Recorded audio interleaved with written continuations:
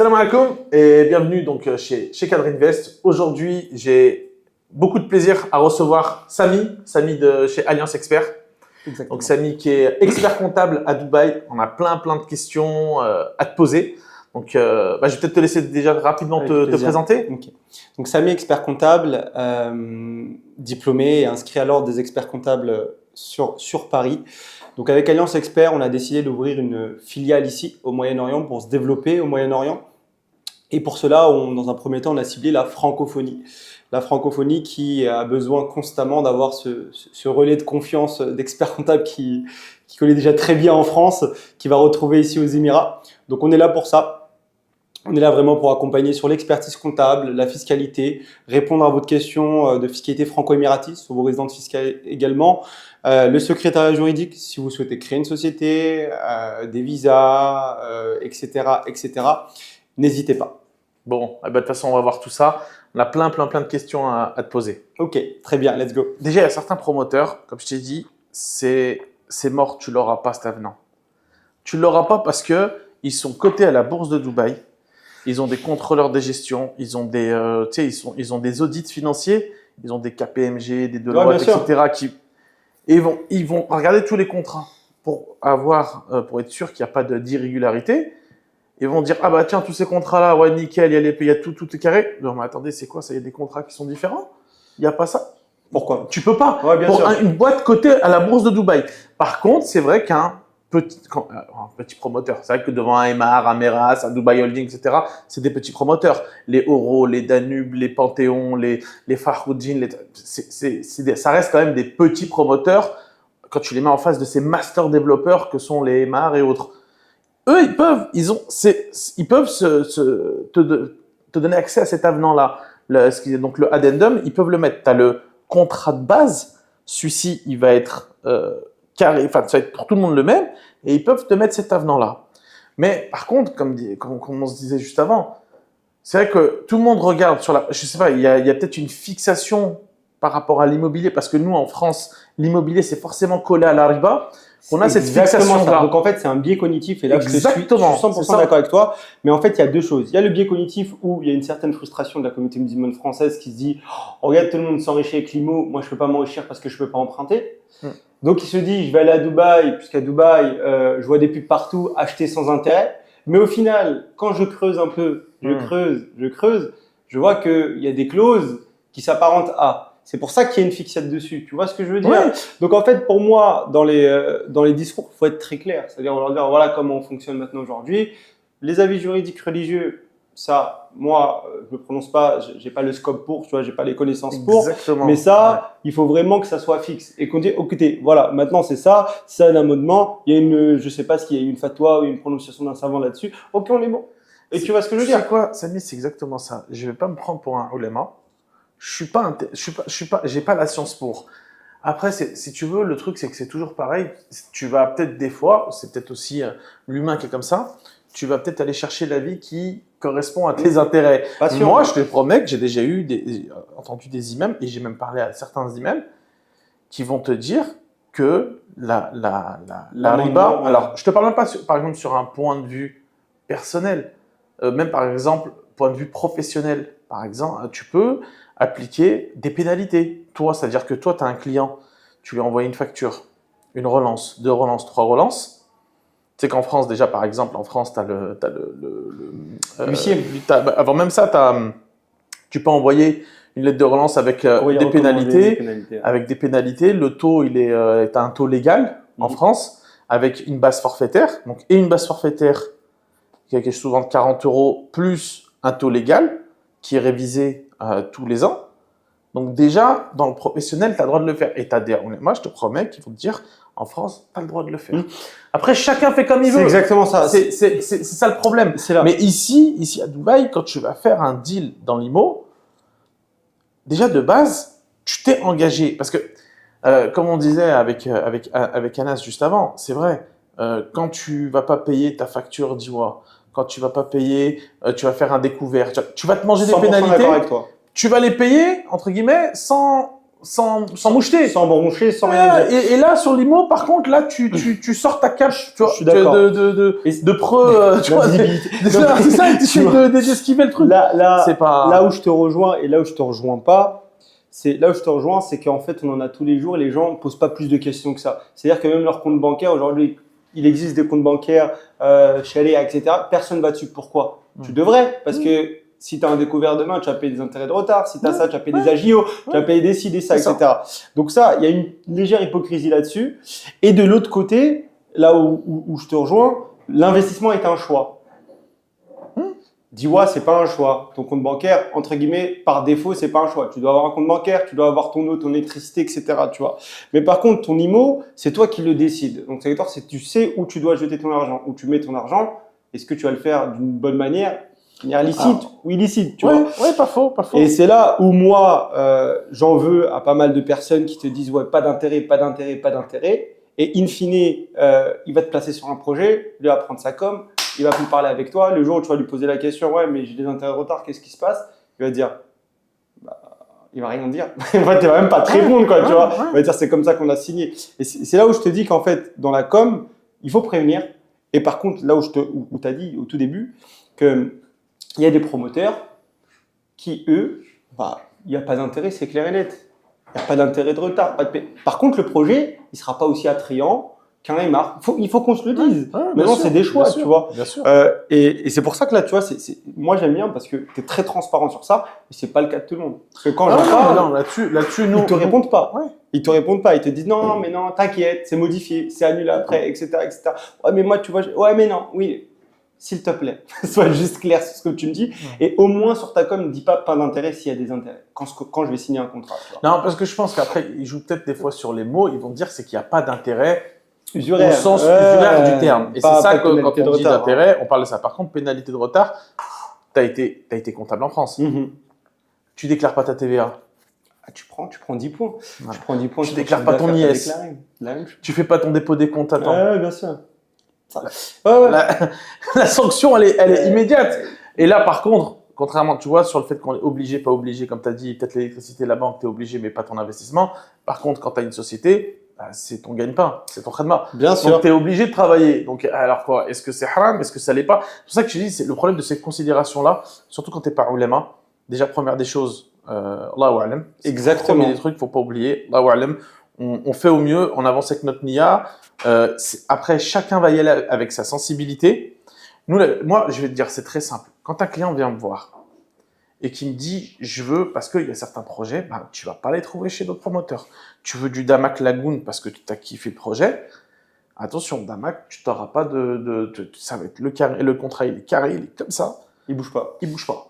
Tu le veux, en ton âme et conscience, tu sais que tu vas avoir potentiellement, parce que ça reste potentiellement, une pénalité. Par contre, il faut revenir un petit peu des fois au B.A.B.A. Et le B.A.B.A. c'est quoi?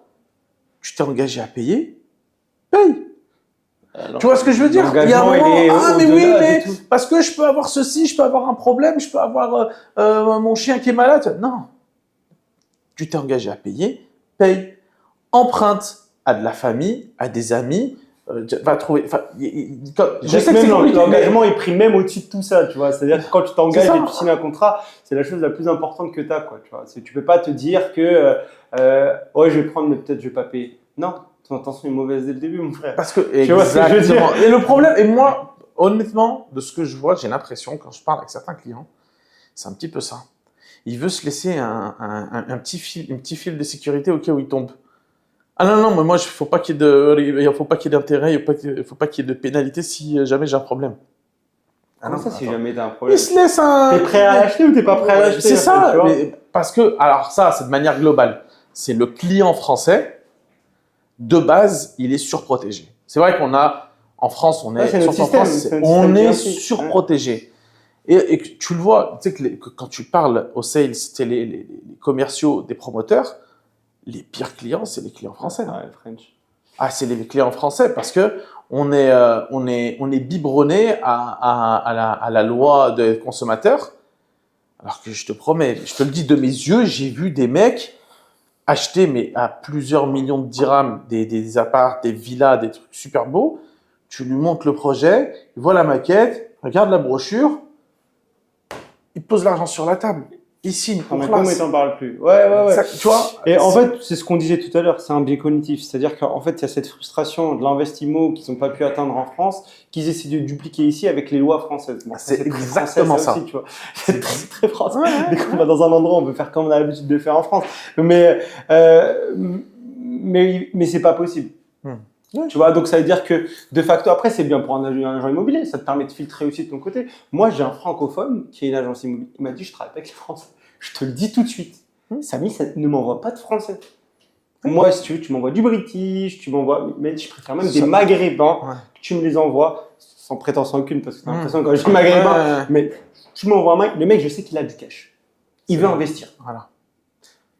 Quand je suis tombé, c'est pas un, c'est pas deux, mais c'est 10 gars qui viennent de France, qui à chaque fois déjà, pour vendre un projet, il va te cuisiner pendant au moins 3-6 mois le projet déjà. Et il y en a au moins 10 qui sont passés après, tu vois. C'est ça. Quand il fait son premier investissement, il te ferait sur un petit ticket. Sur le petit ticket, et en plus, il s'arrête pas. C'est que chaque après, tu dis non, mais au début, 80-20, c'est-à-dire 80%, il me casser la tête là, et après, non. Chaque fois, chaque projet. Il m'a dit, le coût moral est bien plus super que ma commission. Je préfère te le dire. C'est vrai. Et quand tu me dis ça en même temps, moi, tout de suite, tu as des ramifications. Je pense à certains clients. Il n'y a pas d'autre mot, ils te sucent le cerveau. Hein. Mais vraiment, et je te promets que j'ai eu des deals plus intéressants, vraiment des gros deals. Je te promets que les mecs, ils m'ont pas cassé la tête comme les. Après, c'est un petit peu. Après, faut pas non plus sembler. Non, pas général, mais tu sais, sembler un peu imbu ou peut-être limite méchant. Mais parce que pour certains, c'est l'épargne d'une vie. Et ça, je le comprends. Tu vois, je le comprends, ça. C'est l'épargne d'une vie, c'est un projet d'une vie peut-être, mais ils ont tellement pas. En fait, ils ont compris que leur intérêt est d'investir dans l'immobilier à Dubaï, mais ils n'ont pas fait le travail de mindset d'investisseur en amont. Et c'est le fait qu'ils essaient, et du coup, ils copient notre modèle de consommateur français à Dubaï, alors que c'est pas possible. Et c'est ce qui fait qu'ils te rappellent toutes les semaines, et ceci et cela, ah mais si, mais si. Non, t'inquiète, bon, après, je vais pas te mentir, ça fait longtemps que je fais ça. Il y a quand même tout un travail de pédagogie que j'ai de moins en moins à faire. Ah, je te promets, dans les années 2017, 18, 19, tu faisais vraiment de la pédagogie. Pendant une demi-heure, l'appel, avant même de parler du projet, tu étais là à devoir rassurer. Il y a un escrow account, il y a le promoteur, voilà comment ça se passe s'il ne paye pas, et machin. Fallait que tu rassures. Aujourd'hui, tu as plus ce travail-là à faire, c'est déjà pas mal. Bien mais sûr. quand même, ça reste. On revient exactement à ce qu'on disait en off tout à l'heure. C'est-à-dire que, en fait, la problématique ici des acteurs, c'est-à-dire que l'immobilier, on le sait, c'est un hot market. Ouais. Il y a des immeubles, des projets, même pas des immeubles, c'est des projets qui se vendent en 6 secondes. Prouvé et marre. Ouais. Projet à DOFC qui est arrivé, il s'est vendu avant le. Nakhil, la Palm Jebel Ali qui est en train de sortir. Il s'est vendu avant le lancement. Donc ça veut dire qu'on a lancé, il n'y avait plus rien. Ouais. Et là, donc ça veut dire que tu as deux types d'acteurs. Tu as l'opportuniste, bien sûr, qui est là. Samy, moi, je suis expert comptable. Demain, je peux ouvrir une agence immobilière et dire venez, je vais aller voir le promoteur, je me référence d'eux et je vends que du promoteur. Tu es d'accord avec moi? Oui, bien sûr. Et là, par contre, tu as le deuxième acteur, qui est le bon acteur à mon sens, qui va se poser avec toi, réfléchir à ton projet, limite évaluer ta situation d'investissement. Est-ce que tu peux le faire bien ou tu sûr, peux pas le faire? De faisabilité. L'étude, exactement. Mais t'inquiète pas. Les stratégies d'investissement. Ouais. Qu'est-ce que tu veux? On en reparlera après. Flip, pas flip, locatif, conciergerie, acheter un immeuble, commercial. Dis-moi ce que tu veux. Et on va réfléchir ensemble et on va tout adapter. Il y a quoi encore? La recherche, c'est-à-dire qu'en fait, il y a des mecs qui vont t'envoyer 2 projets parce que les projets ils sont bien rémunérés dessus. Ils t'en parlent plus après, ils te parlent plus rien d'autre. Moi, je suis désolé, non, ça n'existe pas. Donc, tu vois, tous ces postulats qu'on vient de citer, il y a des acteurs qui le font et il y a d'autres non. Ouais, bien sûr. Je suis désolé encore, mais parce que ça va frapper des gens, etc., etc. Mais c'est vraiment ça va permettre d'avancer, ça va tous nous faire grandir ici. Ils vont faire de la pub, ils vont vendre, et voilà leur job. C'est aussi simple. Non, je suis tout à fait d'accord. Tu vois ce que je veux dire? Après, on essaye, nous, humblement, à notre niveau, de replacer le projet de l'investisseur au centre de tout. Parce que on essaye de garder quand même à l'esprit, même si tu vois, on était un petit peu un peu critique, c'est que quand même pour beaucoup, des fois ça peut être le projet d'une vie. Et même si c'est un investisseur déjà qui fait ça depuis longtemps, qui a peut-être déjà fait de l'immobilier en France, nous, notre intérêt aussi, c'est de voir du long terme. Et je pense que ceux qui pratiquent ce type de politique commerciale, comme tu me dis, c'est qu'ils vont sélectionner, parce qu'on les connaît, on sait très bien les promoteurs qui ont les meilleures commissions, on sait très bien que, tu sais, nous, on reçoit en off des offres, nous, des promoteurs. Attention, ce mois-ci, si tu nous pousses ce projet-là, eh ben, Luc, la commission qui est d'habitude de 5, elle va être à 7. Ou le de 3, elle va être à 5. Tu vois ce que je veux dire? les On gens va en avoir. Donc, Les mecs, ils très poussent. rémunérateur. Moi, Mais je me dis, vaut mieux avoir un client satisfait parce que la puissance de la recommandation derrière, elle va, à long terme, nous apporter bien plus de clients que juste pousser, parce que tout le monde est pushy ici à Dubaï, à ce niveau-là. Et nous, on part plutôt sur l'optique. On va trouver le meilleur projet au client. On va faire une étude de faisabilité. Pour moi, vraiment, l'élément central, c'est l'étude de faisabilité. Très bien. Parce que aujourd'hui, alors, il y a encore quelques années, tu pouvais investir, c'est vrai, avec 25 000. Aujourd'hui, tu peux plus. Aujourd'hui, il faut au moins 45. 45, 50.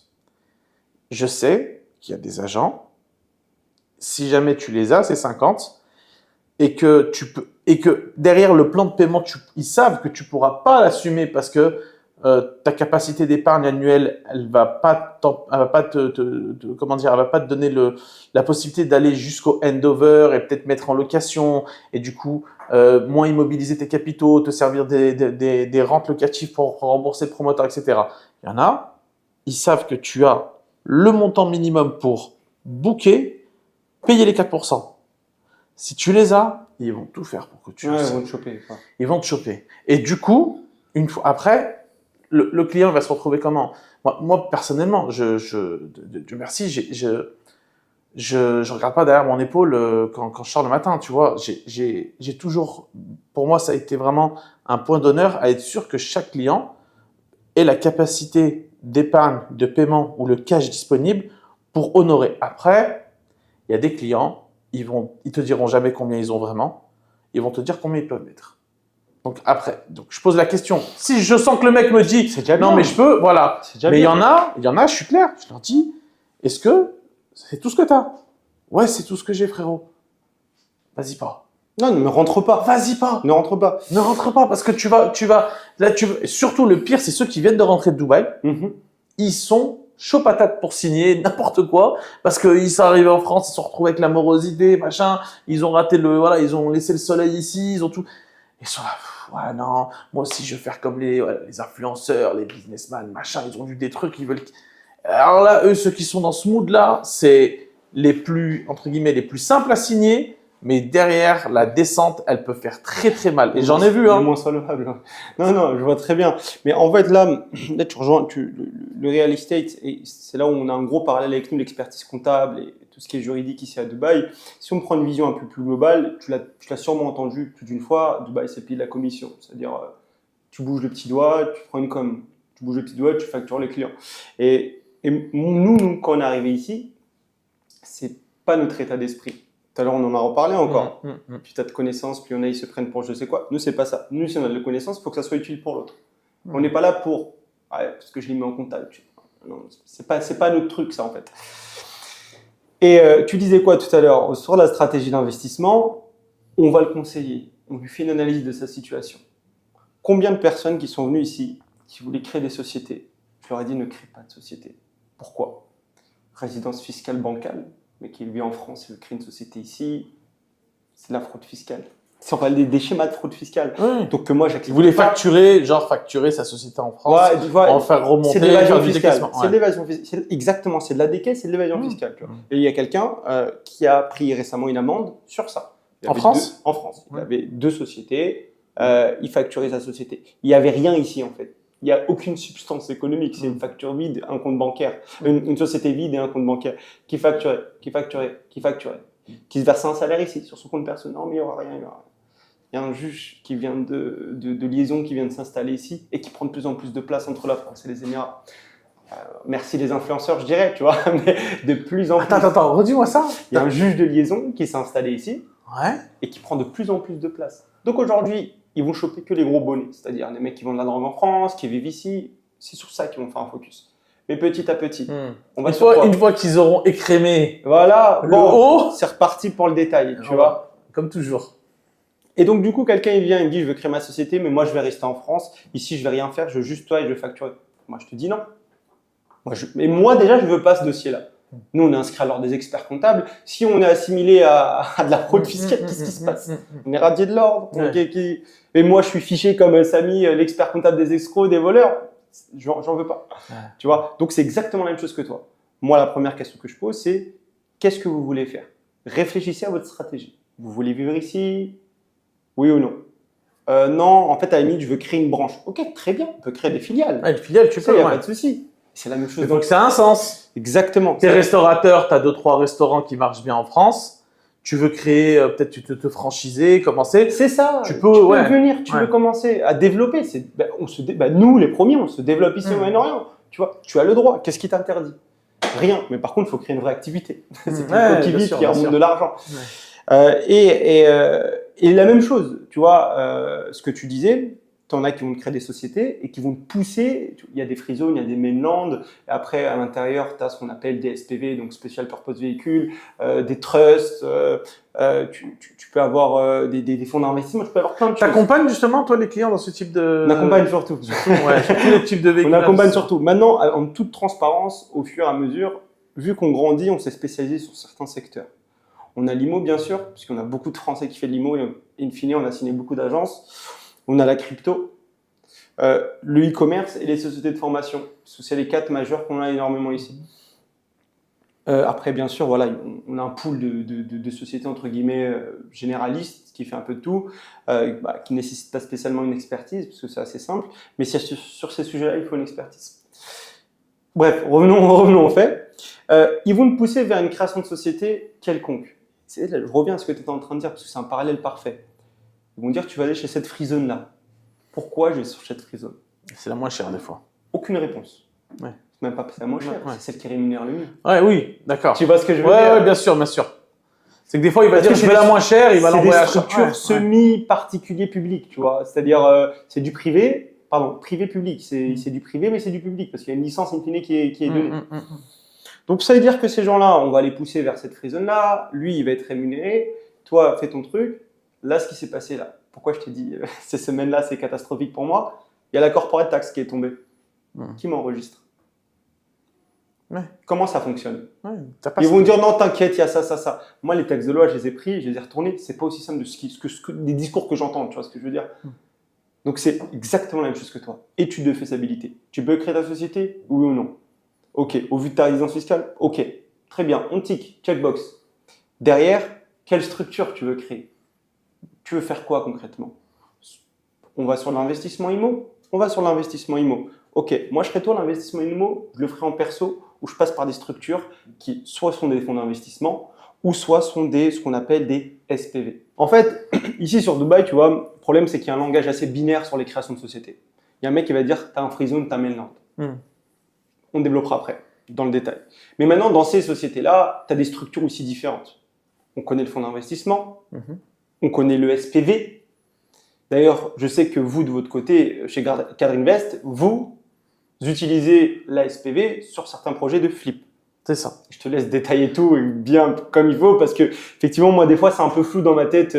Le flip là, il y a de différents types, Alors, etc. Très rapidement, donc nous, le flip, ce qu'on va faire, c'est grâce au SPV, on va acheter un bien qu'on va rénover, qu'on va meubler, qu'on va mettre en location et qu'on va après revendre. Comme ça, on va pouvoir permettre aux investisseurs qui n'ont pas pu acheter dans du off-plan, pouvoir commencer à mettre un pied dans l'immobilier à Dubaï. Mais du coup, ça me fait poser… tu vois, c'est bien que tu me parles du SPV parce que justement, je sais que pour certaines personnes, c'est un peu flou. Est-ce que tu peux expliquer comment fonctionne un SPV? Vraiment, la différence majeure. Et du coup, tu vois, là, ça tombe bien que tu me parles du SPV parce que nous, on a l'activité Flip Invest.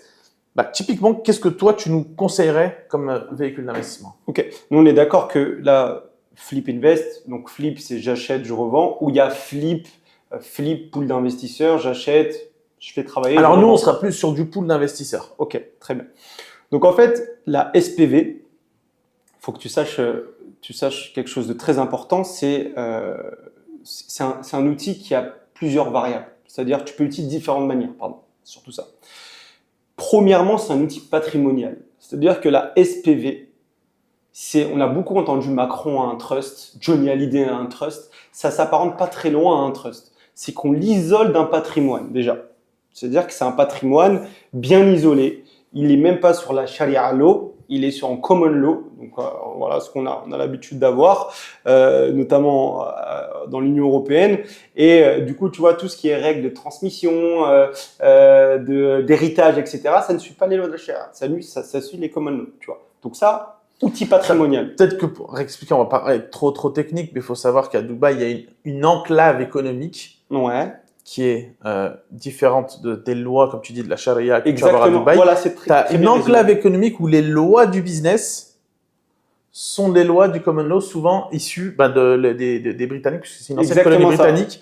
C'est qu'ils viennent justement de ce qu'on appelle la common law. Excuse-moi, c'était juste la petite partie. C'est important, faut pas non plus qu'on se perde, tu vois, sur ça.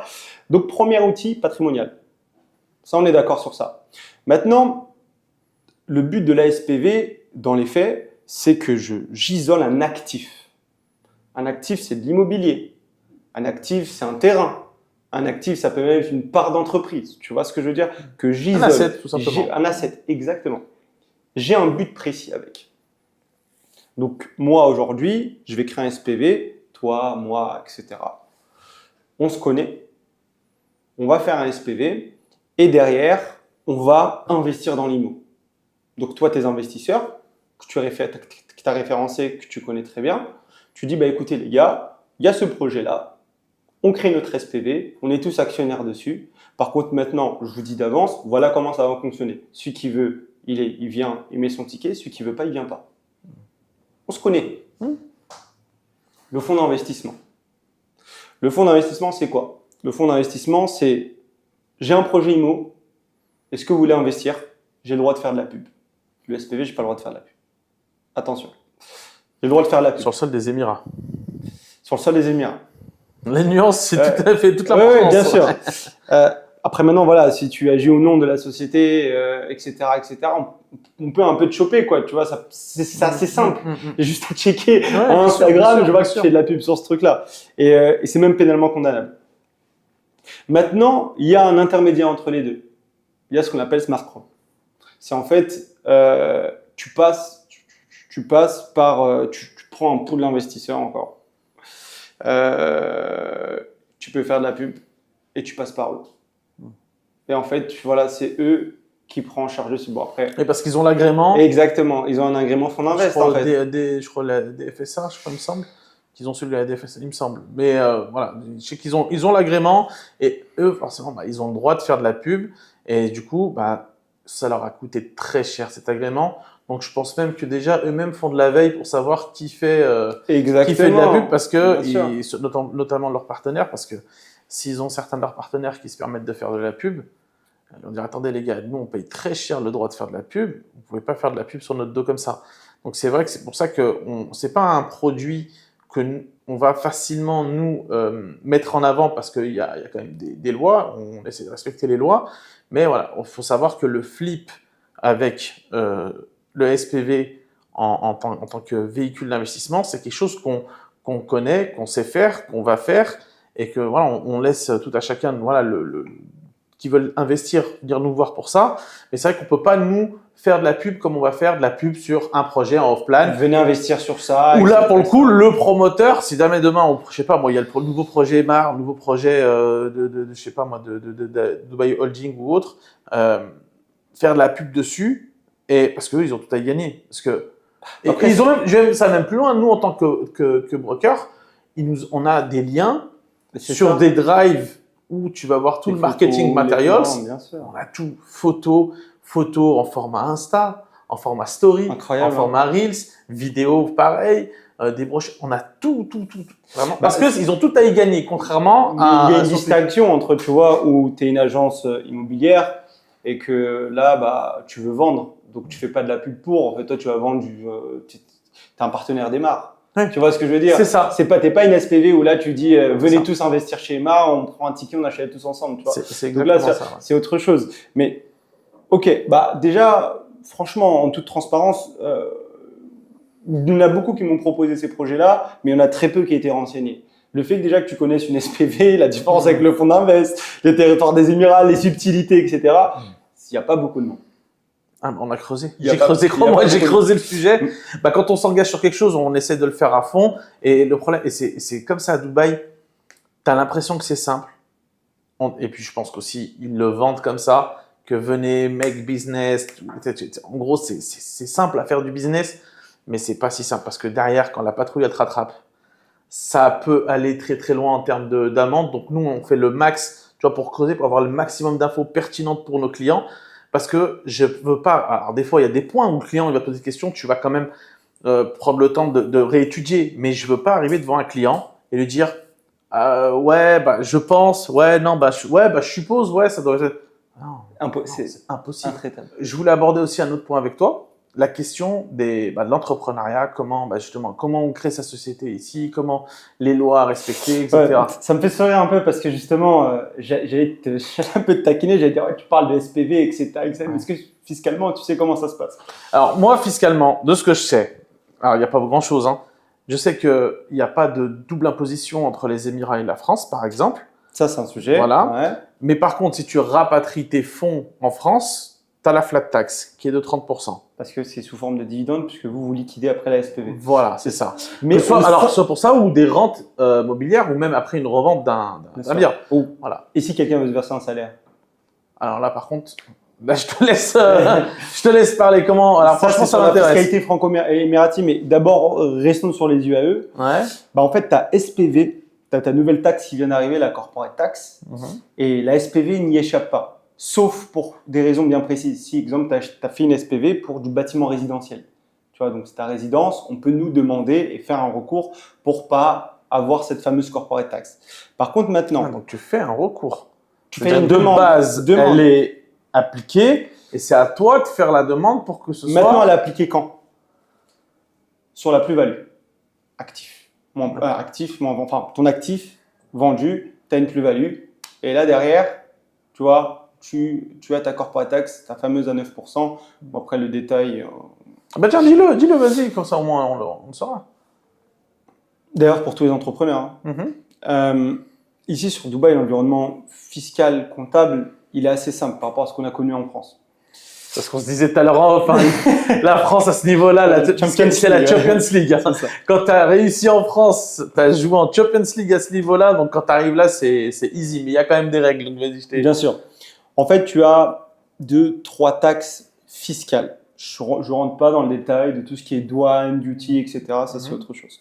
Tu as ce qu'on appelle la corporate tax, qui s'assimile à l'impôt sur les sociétés. Tu as la TVA, VAT, TVA plutôt, pardon, et l'exit tax, pas l'exit tax, qui est en fait une surtaxe sur certains produits. Je vais passer vite dessus. C'est si toi, par exemple, tu importes des produits qui ne sont pas bons pour la santé, cigarettes électroniques, boissons énergisantes, boissons sucrées, boissons gazeuses, l'eau gazeuse, non. Mais ça, tu as une surtaxe entre 50 et 100% du produit. D'accord. Okay. La corporate tax, la TVA, on va faire à l'envers. La TVA, tu as 2 taux et 2 mesures. Tu as 0%, 5%, exception et exemption. Pour l'immobilier, par exemple. La fourniture de bâtiments résidentiels, sur les premières années, tu peux être sur 0% et après, tu seras sur de l'exemption. C'est quoi la différence entre les deux? 0%, je collecte, je peux déduire. C'est-à-dire, si tu fais des achats, je récupère 5% en cashback directement, je prends le crédit. Exemption, je ne collecte pas et je c'est comme une auto-liquidation. Exactement, c'est plus une franchise. D'accord. Ouais, ah oui, c'est plus une franchise. Exact. Ouais. Plus en franchise de TVA. Les 5%, c'est quand je commerce aux UAE. Voilà, je montre que je commerce. L'exception, c'est vraiment une mesure d'exception pour être out of scope la TVA. Tu vois, différentes variables pour qu'on puisse le mettre en place. Et tu es obligé de t'enregistrer quand tu as dépassé 375 000 AED de chiffre d'affaires. Par contre, avant ça, tu as quand même une déclaration, je crois, volontaire. Il me semble. Je crois, il n'y a pas un truc comme ça où justement à moitié, à 587 500. Un seuil optionnel. Voilà. Ça, c'est si tu veux, toi, t'enregistrer. C'est pour ça que j'ai dit c'est optionnel, c'est volontaire. C'est pour ça que j'ai bien dit c'est volontaire. Exactement. Je crois à 187 500, il me semble. C'est la moitié. La moitié. C'est la moitié. C'est ça. 375 000, 187,5. 375 000 AED, il faut s'enregistrer. Tu tu fasses 0 ou 5%. Et c'est là où tu vois l'avantage de traiter avec un expert comptable. Nous, on sait ce que c'est une taxable income. Même 0%, c'est taxable income. Là, je récupère des clients. Leur ancien comptable, ils ont dit non, mais vous êtes à 0%, vous n'avez pas déclaré. Tu devais déclarer. On les a déclarés. Qu'est-ce qu'ils ont mangé? 10 000 de fights, 10 000 AED. Parce qu'ils l'ont mal fait. Tu vois. Donc après, dans l'inconscient des autres, ils sont un peu en train de me dire ouais, mais t'aurais dû mentir. Mais non. Si je te le fais, c'est justement pour pas qu'on mente. Tu vois ce que je veux dire? Bien sûr, en cas de contrôle, il se passe quoi? Tu dis c'est la faute de Samy après? Ouais, Samy m'a mal fait la déclaration. Tiens, d'ailleurs, petite question. En France, par exemple, quand tu as un contrôle fiscal ou quoi, l'expert comptable, des fois, bah, on sait que même dans peut-être 80% du cas, c'est l'expert qui va faire la déclaration de TVA, qui va faire toutes les déclarations, etc. Si jamais il y a un contrôle qui est fait, l'expert, il n'est jamais vraiment inquiété. On ne peut pas le mettre en cause en France, puisque même si tu vas, toi, en tant qu'entrepreneur déclaré, que tu as laissé la permission à ton expert de faire les déclarations, ouais.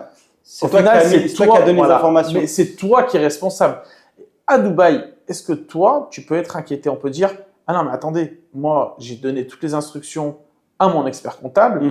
Allez voir Samy, c'est lui qui a pas fait le job. En France, il y a quand même l'expertise comptable, c'est un métier réglementé. Tu dois avoir un diplôme, etc., pour pouvoir exercer, être inscrit à un tableau de l'ordre. Et attention, par contre, le contrôleur fiscal peut remettre en jeu l'expert comptable avec un refus de comptabilité. Et un refus de comptabilité, c'est eux qui décident ce qui se passe dans la compta après. Ouais. Donc je te raconte pas. La bougerie, il peut se passer, tu vois. Ici, déjà sur les contrôles fiscaux, quelqu'un qui va te dire comment ça fonctionne va te mentir parce qu'il n'y en a eu que très rarement, voire pas du tout. Là, aujourd'hui, on passe beaucoup par des audits. L'audit est exclusivement réservé aux Émiratis, cette activité-là. Il faut que dans ton actionnariat, il ait une part significative, je crois, de 25%. Je ne vais pas me dire de bêtises, 25 ou 50. On l'avait regardé, nous, on voulait faire de l'audit au début. Et donc, les contrôles fiscaux tomberont à partir de quand? À partir de 2025.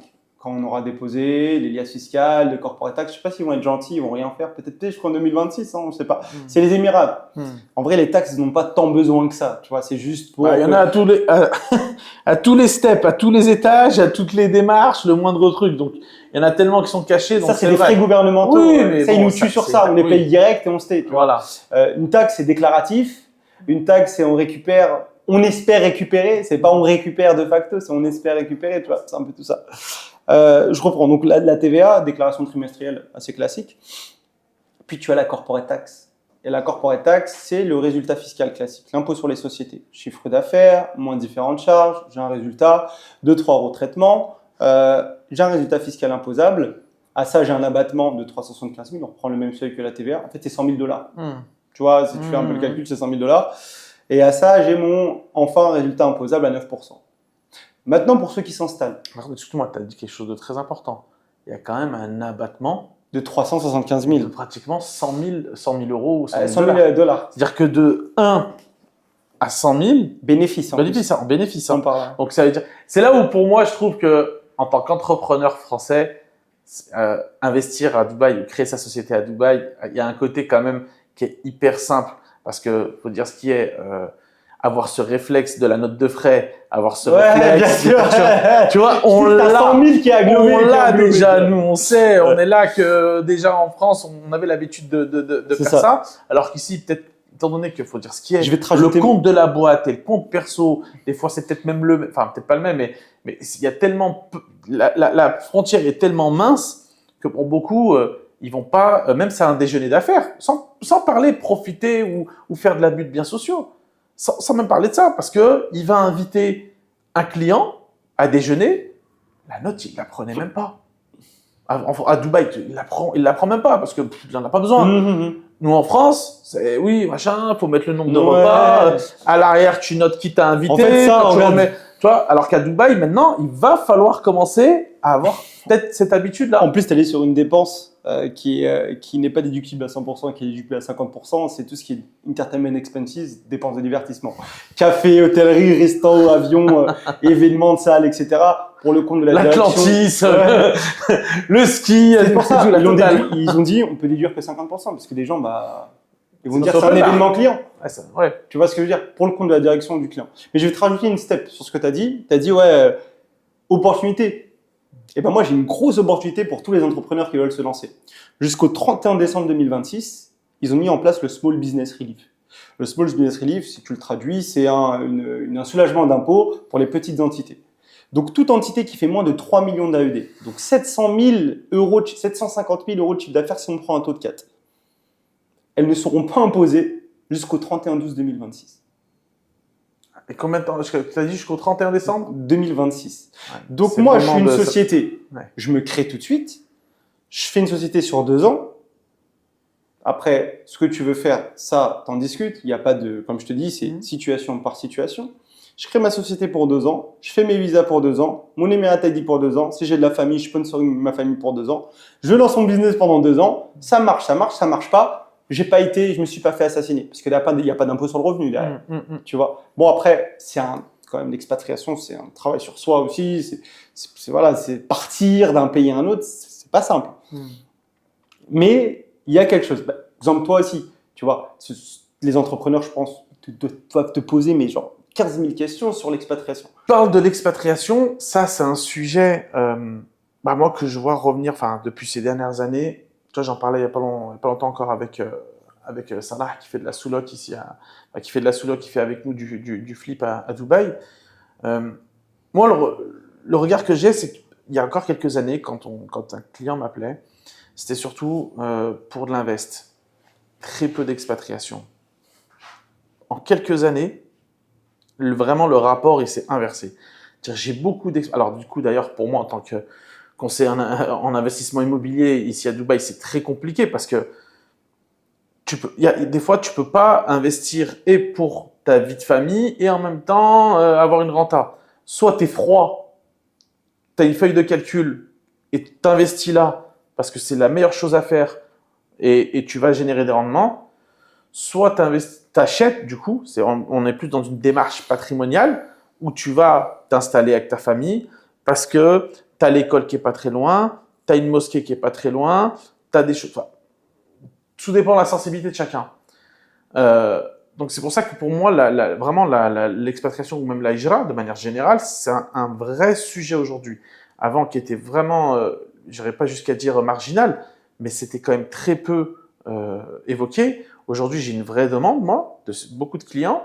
Clairement, ils veulent acheter pour pouvoir s'installer après. Ouais, c'est normal. Et moi, ma question, c'est de savoir, toi, dans ton métier, vous ne faites pas que de l'expertise comptable, vous faites aussi d'autres choses. Est-ce que dans quelle mesure tu peux accompagner ces personnes-là, justement Très bonne question. En fait, avant de revenir sur mes services, je vais revenir sur un point, c'est l'expatriation. Je l'ai vécu, tu l'as vécu, tu vas le vivre. Et du coup, quelles sont les questions que moi je me suis posées au début? Quelles étaient les inquiétudes? Combien il faut pour vivre? Ça, c'est la question qu'on se pose tous. Mais ça, c'est conditionné à quoi? Ton immobilier. Est-ce que tu as un peu de côté? Tu es prêt à investir? Et moi, c'est le conseil que je donne. J'ai loué. C'est une bêtise. Je paye un loyer, mais affolant. Je me suis dit, on en reparlera après. Mais je suis ultra sérieux. De ton investissement après. Mais moi, je me suis dit là, en vrai, j'aurais dû faire un calcul. J'aurais pris 30, 40. C'est pas grave, j'aurais pris un petit ticket avec moi. Et je sais que là, je paierai des loyers qui sont moins chers, 3 fois moins chers que mes loyers. Bien sûr. Donc concrètement, j'ai perdu de l'argent. Louer, de toute façon, c'est perdre de l'argent. Donc, il n'y a pas de sujet dessus. Là-dessus, on est d'accord. Et après, ce qui nous fait peur, c'est quoi derrière? L'état civil, mes papiers. Parce qu'on est français. Avoir les papiers français, c'est dur. Donc, on se dit, est-ce que c'est compliqué? Oui et non. C'est-à-dire qu'en fait, tu as 3 façons d'avoir tes papiers ici. Soit tu es investisseur, donc tu crées ta société, tu crées ta boîte, on te donne un visa d'investisseur. Soit tu es entrepreneur, donc tu vas créer ta société, boum, de même, tu vas avoir un visa de facto. Soit tu es salarié. Et à ce moment-là, tu travailles. Donc, le pays du travail, on a très bien compris ça. Tu es obligé d'investir ou de travailler pour avoir ton visa. Et derrière aussi, il y a une quatrième 3 bis, je dirais, c'est le sponsoring. C'est-à-dire que toi, le fait que tu aies un visa, tu peux sponsoriser ta famille, ta femme, tes enfants, etc. Oui, c'est en cascade ici. C'est exactement ça. Donc ça, c'est une inquiétude aussi qu'il faut, entre guillemets, s'enlever de la tête. Les process sont des fois, peuvent être un peu longs, etc., etc. Tout dépend de l'État. Nous, on n'est pas décisionnaire. Ça saurait. Tu vois ce que je veux dire? Créer une société, par contre, ça va vite. Si tu vas sur une free zone, en 3, 4, 5 jours, tu peux avoir une licence. C'est une folie. C'est vraiment, ça va très vite. Mais maintenant, voilà, chacun sa situation à évaluer. Puis tu as le coût de la vie en général. Assurance santé, qu'est-ce que j'ai? Beaucoup me disent, ouais, mais je vais perdre ma carte vitale. Pas spécialement, tu es toujours français dans les faits. Tu as ton passeport français, ta carte d'identité française, ta nationalité française. Tu n'as pas été déchu de ta nationalité. Et puis dans le cas d'un entrepreneur qui a encore gardé son activité en France, souvent bah, tu payes ton RSI encore, donc tu es encore affilié. Mais je vais te rajouter, il y a des assurances ici qui sont liées avec la France, comme MSH, moi celle que j'ai, où je paye la cotisation des Français à l'étranger, la CFE, et je garde ma carte vitale. Donc tu vois, c'est des inquiétudes qu'on a petit à petit. Maintenant, oui, quand tu additionnes tout ça, il faut quand même réfléchir. On ne va pas pousser les gens à venir à Dubaï. Tu l'as dit tout à l'heure avec Limo, ne viens pas si tu ne peux pas. Ouais. Soit tu as un truc très très clair dans ta tête. Et comme je te le répète, l'entrepreneuriat, de toute façon, dans tous les cas, c'est un risque. Tu te lances 2 ans, ça marche pas, je ne peux pas, je repars. C'est une très bonne expérience En pour toi. fait, c'est limite, j'ai envie de faire un parallèle avec la bourse ou le trading, n'investis que ce que tu es prêt à perdre. Exactement. C'est-à-dire, si l'aventure Dubaï, et moi j'en ai connu, qui, entre guillemets, ont mis un billet parce qu'ils ils voulaient tenter l'expérience. Ils ont mis, voilà, peut-être 20, 25 000 euros à l'année. Tout, hein, au global. Logement, voiture, école pour les enfants. Ils ont mis un budget. Ils sont venus.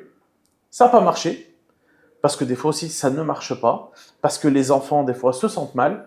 Ils n'ont pas leurs copains, ils n'ont pas leurs cousins, ils n'ont pas leur habitude. Enfin, ça peut être des fois le manque de la famille, que ce soit pour les deux, hein, pas forcément madame, monsieur. Enfin, ça peut être le manque de la famille, des parents. Enfin, c'est des facteurs-là qu'il faut prendre. Il y a plus de 6000 km. Hein. Un vol direct avec Emirates, c'était à 6h30. Il faut accepter aussi que tu es à 6h30. Des fois, que tu as un appel, il y a un proche qui va mal, il faut que tu réserves. T'attends. Enfin, des fois, tu viens, bien sûr. Il faut l'accepter, ça aussi. Ça, donc, et ça, l'aspect émotionnel. Exactement. Il y a un coût à payer. C'est sûr que, et ça, c'est le problème, et ça, je voulais avoir ton ressenti là-dessus. Toutes ces personnes, parce qu'on sait l'influence que vont avoir les réseaux sociaux, notamment, merci les influenceurs. On va pas s'en plaindre parce que nous, ça nous a mis la lumière. Ça nous a aidés. On peut pas non plus leur tirer dessus, tu vois. Mais ils montrent une vie tellement belle, un lifestyle tellement excitant et ça donne envie qu'il y en a beaucoup qui sont venus ici pour le vivre. Est-ce que tu ressens quand même des fois, tu entends des personnes où tu sens que le projet il est bancal, tu sens que ouais mais j'ai vu un tel faire ci, un tel faire ça sur les réseaux, tu vois. Bilal, en fait, moi je vais te dire un truc, comment dire, on appelle ça un esprit critique. On doit tous se construire un esprit critique. Si toi, à cause d'une vidéo Insta, tu as fait une expatriation, pose-toi des questions. Et là, le projet, il est bancal fois 15 milliards. Maintenant, un projet, tu as différents types de projets. Tu as fait le parler avec la bourse, trading, etc. Mais un projet entrepreneurial, c'est une idée, c'est un savoir-faire. Je sais l'exécuter, je le fais très très bien. Une proposition de valeur. Donc, in fine, j'y crois. Et contrairement à la bourse ou le trading, où c'est pas toi qui es décisionnaire de la fluctuation à la hausse ou à la baisse, là, c'est toi qui es décisionnaire de ton travail. La satisfaction de ton client, etc., etc. Donc, en fait, quand tu viens ici, ton mindset, il est où? Il est, ok, je suis entrepreneur, ou bien, dans ce truc, il y en a plein qui sont venus, tu sais, des gars, ils sont déjà très, très en place dans l'IMO en France, ils ont tout vendu, ils sont venus, ils ont dit, voilà, je veux la sécurité, je veux l'école pour mes gosses, je veux vivre ici. J'ai de quoi vivre 30 ans. Très bien. Mais quelqu'un qui veut tenter l'aventure, il y a l'aspect émotionnel, comme tu as dit, à prendre en compte. Il y a qu'est-ce que tu veux faire ici concrètement? Tu viens pour quoi? Tu viens pour travailler? Ok, bah, va sur Indeed, sur LinkedIn, t'inquiète pas, ça recrute dans tous les secteurs. Il faut que tu sois fluent en anglais, si tu parles arabe, c'est encore mieux. Tu veux créer ta société? Bah écoute, ici, la croissance d'une société comparée à celle de la France, où on est en moyenne sur 5 ans pour atteindre une maturité, ici, en 2 ans, tu atteins une maturité assez rapidement. En 2 ans, tu as explosé les scores. Mais on ne se rend pas compte du truc, hein, il faut se dire. Parce qu'il n'y a pas le poids. Je reprends encore les 2 ans, j'ai même pas fait exprès, mais je reprends encore les 2 ans du tu viens, lance-toi à 2 ans. Au bout de 2 ans, tu vas vite savoir si c'est fait pour toi, si c'est pas fait pour toi. Tu vois. Après, il n'y a pas que Dubaï. Hein. Alors, voilà, les Émirats sont grands, le Moyen-Orient est grand. Alors, en ce moment, c'est Sharjah qui a le vent en poupe. Ouais. Et Ras Al Khaimah également. Ouais, Ras Al Khaimah, Las Vegas. Ouais. Et ça va être ça. Et ouais, tu as même l'Asie, tu sais, j'en connais. Voilà, moi j'étais en Thaïlande, j'ai vu une tonne d'expatriés. Tu vois ce que je veux dire? Donc, c'est des choix à faire. Ouais, alors les expatriés qui sont en Asie, bon après, moi personnellement, j'ai jamais mis les pieds en Asie. Vraiment, ça, c'est très personnel. Ça ne m'intéresse pas. Moi, le monde, il s'arrête à la péninsule arabique. Vraiment, j'ai vraiment pas envie d'aller voir. Peut-être que je rate quelque chose, hein. Mais de ce que je sais, au vu du coût de la vie, souvent, les entrepreneurs qui sont soit en Thaïlande, soit à Bali, en Malaisie, souvent, c'est des personnes qui... Le schéma de chômage et Il vivre y a, là-bas. il y a le chômage, Le il n'y a schéma de pas que ça. chômage. Ouais, je suis entrepreneur. Parce que le mec, il fait 2-3 trucs, mais en fait, tous les 28 du mois, il fait ça, comment on appelle ça, sa validation. Ouais. Tu sais. Mais ça, pour moi, vraiment, et c'est pour recentrer rapidement sur l'expatriation à Dubaï et le fait de créer une entreprise à Dubaï. Je pense que si tu viens en dilettante, tu te fais faucher très rapidement. Tu es obligé Dilettante. Ouais. Et le deuxième facteur, tout est simple. Ça n'existe pas, le tout est simple. Ouais. Non, mais t'inquiète, à Dubaï, je vais lancer ça, ça va être rapide. Même en France, j'ai jamais vu, je vais lancer ça, ça va être rapide. Même un VTC, c'est un projet. Sans être voilà, prétentieux, c'est un projet. Ouais. Même Bien quand sûr. tu passes le truc, tu as un business plan et tout à faire. Hein, Bien tu vois. bien sûr, tu as des projections financières à faire. D'ailleurs, moi, je vais te poser une question. Regarde, aujourd'hui, tu as deux modèles. Tu as le modèle français qui est où tu vas pas trop te faire charger au début. Et plus tu grandis, plus tu te fais charger. Au début, bon, tu as toujours ton Tu forfait. parles fiscalement. Mais Ouais, tout. la fiscalité et progressive. fiscalité Ouais. et les charges. Ouais. Parce que en France, quand tu crées ta première société, que ce soit en micro-entreprise, ou en SASU, ou en SAS, ou en URL, bref, tu vas commencer avec un forfait au niveau du RSI, enfin c'est plus RSI, mais non, c'est la Sécurité Sociale des Indépendants. Tu vas commencer avec un forfait, donc tu vas pas payer grand-chose. Souvent, la première année, la CFE, la contribution foncière des entreprises, elle est gratuite. Elle est gratuite, enfin, du moins, t'es Ouais. exonéré. Donc, tu as la première année qui est light, la deuxième année où tu commences à payer sur ce que tu as fait la première, où c'est encore un peu plus light. Et souvent, c'est pour ça qu'en France, au bout de la troisième année, c'est là où tu vas avoir beaucoup de sociétés qui coulent parce que vraiment, ils ont mal anticipé, etc. Et plus ils commencent à faire du chiffre, plus ils payent. À Dubaï, c'est l'inverse. À Dubaï, tu vas payer cher au début quand même, parce que la licence, mais par contre, Mais ça reste le même prix. Voilà. Donc tu sais à quoi Et pour t'attendre. toi, alors vraiment, je voulais avoir ton avis là-dessus. Quel est le schéma qui est le plus intéressant?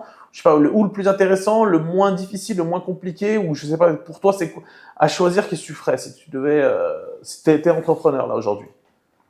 Si je veux m'installer à Dubaï, T'as le choix entre Dubaï et la France. entre Dubaï et la France, Ouais. pour moi, c'est deux économies totalement différentes. Tu vois. Donc, exemple, moi, je prends mon exemple. Le cabinet que j'ai ici, c'est de l'expertise comptable, de la fiscalité, secrétariat juridique. En France, le cabinet, c'est de la direction financière externalisée, c'est du report. Tu vois ce que je veux dire? On est sur une autre création de valeur. Tu vois. Même si on fait de l'expertise là-bas, on est sur deux sujets totalement différents. Donc déjà, ça, c'est la première chose. Deuxième, maintenant, sur la France, mon esprit d'expert comptable de mes études, c'est que j'ai anticipé déjà toutes ces charges-là. Par contre, un entrepreneur dans sa globalité, il ne les a pas anticipées. Le principe d'une TVA, il ne sait pas ce que c'est. L'URSSAF, il ne comprend rien. Mais pourquoi je me fais assassiner? Tu vois, j'ai créé une SASU, une SAS parce que c'est tendance. Pourquoi tu l'as fait? Tu vas te verser un salaire dès la première année. Tu ne verses pas des dividendes. Et même si tu verses des dividendes, viens, on fait le calcul, toi et moi. Tu vois ce que je veux dire? Fallait passer en URL, mon garçon. Tu t'aurais payé tes cotisations à l'URSSAF. T'es TNS aussi. T'es TNS, c'est Ouais. ça. Mais au moins, tu sais ce que tu vas payer. Tu vois, Travailleur non salarié. Exactement. Donc, tu sais à quoi t'attendre en France. D'un point de vue fiscalité et matraquage. Matraquage, c'est un grand mot. C'est vrai qu'on est quand même pas mal fiscalement. Ici, à Dubaï, tu as la possibilité de développer ton business, tu as la possibilité de lancer, tu n'as pas de problématique d'un point de vue fiscalité, parce que comme je t'expliquais, corporate tax, TVA, exit tax en fonction de tes produits, la corporate tax va là pendant les 2 ans. Maintenant, tu veux une free zone, tu veux un mainland, ça dépend évaluation juridique de ton projet, tu vois, mais ça peut aller très vite. Ouais, donc c'est pour ça. Donc quelqu'un qui voudrait la sécurité et peut-être, la sécurité resterait peut-être plus en France. Quelqu'un qui veut aller vite et qui est sûr de son projet et de sa proposition de valeur, tu peux lui conseiller Dubaï parce et qui est prêt à travailler. Et qui est prêt à travailler, bien sûr. Attention. Bien sûr, et qui est prêt à travailler limite j'allais dire pas à cadence, mais à volume de travail équivalent Dubaï est plus rémunérateur. C'est exactement ça. Le levier d'enrichissement se trouve ici. Bon, maintenant, vous savez ce qu'il reste à faire. Hein. Un projet à développer, envahir, entre guillemets, le Moyen-Orient avec votre savoir-faire. Vous avez toutes les clés en main.